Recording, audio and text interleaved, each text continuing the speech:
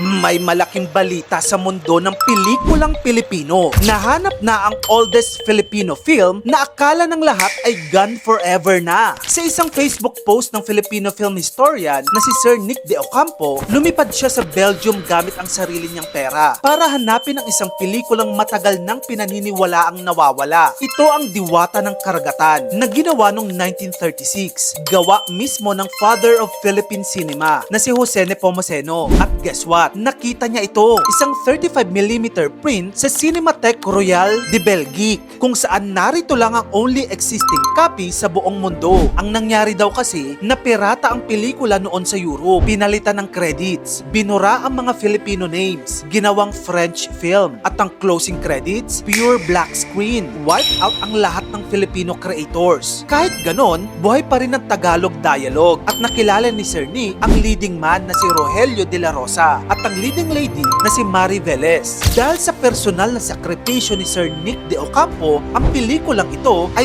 finally recovered na after nearly 90 years.